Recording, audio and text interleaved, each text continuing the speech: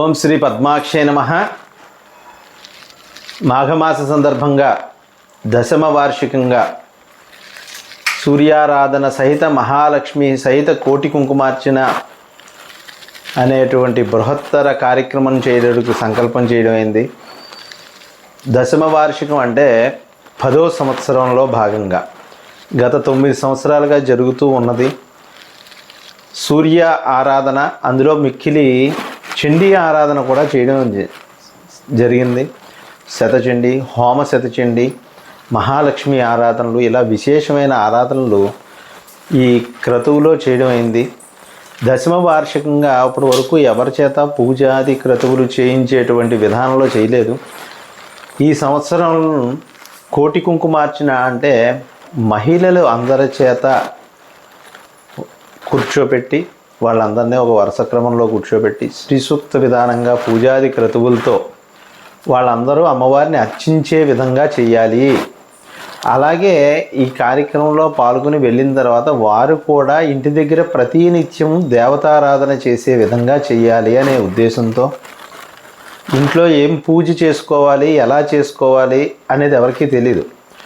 ఎక్కడికో వెళ్తారు, ఏదో స్తోత్రం చదవండి లేకపోతే ఈ పూజ చేయండి అంటారు. ఆ పూజ ఎలా చేయాలి అనేది తెలియదు. దానికోసం మళ్ళా వేరే పరికరాలు చూసుకోవడం, పుస్తకాలు చూసుకోవడం, పుస్తకాలు ఎన్ని చూసినప్పటికీ కూడా ఆ క్రమం అనేది అందరికీ అర్థమయ్యేది కాదు. అందుచే ఇక్కడ సంకల్పం చెప్పించి వాళ్ళ చేత రోజు కూడా దీక్షగా చేయడంతో అమ్మవారిది పూజా విధానం అనేది వాళ్ళకి తెలుసుకుంటారు.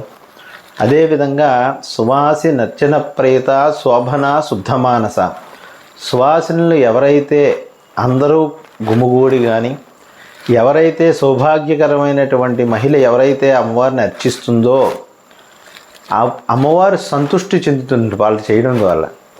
అలా సమూహంగా ఏర్పడి చేయడం వల్ల అమ్మవారు అక్కడే ఉంటుంది. యం యం చింతయతే కామం తం తం ప్రాప్నోతి నిశ్చితం. ఎవరైతే ఏ కామ్యాలు కోరుకుంటున్నారో అవన్నీ కూడా నెరవేరుతాయి. అంత విశిష్టమైన ఫలం ఉంది. కలో సంఘే శక్తి. కలియుగంలో సంఘంగా ఒక 10 మంది గుమిగూడి ఏర్పడితే మంచి శక్తివంతమై అవుతుంది. అందులో ఈ శక్తి ఆరాధన అనేది మహిళలు చేసేదే ఖచ్చితంగాను. అమ్మవారిని అర్చన చేసుకోవడం అనేది మహిళలతోనే చేయగలిగేది, చేసేది కూడా. అందుచేత ఈ కోటి కుంకుమార్చనలో అందరూ పాల్గొని స్వయంగా అర్చన చేసుకుని అమ్మవారి అనుగ్రహం పొందగలరు.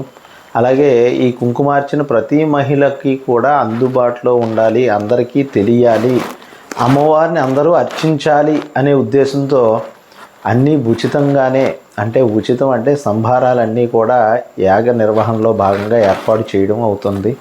అందుచే ప్రతి ఒక్కరూ కూడా దూర భారాలు అనేది పెట్టుకోకుండా, ఏది దగ్గరలో ఉండదు, అన్నీ దూరభారాల్లోనే ఉంటాయి. అందుచే ఆ స్థలిని దర్శనం చేసుకుని దాంతోపాటుగా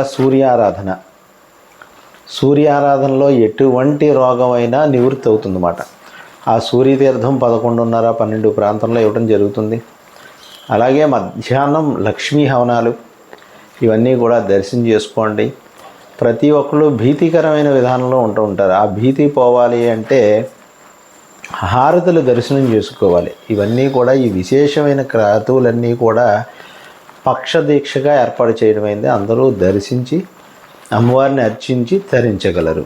హరి ఓం.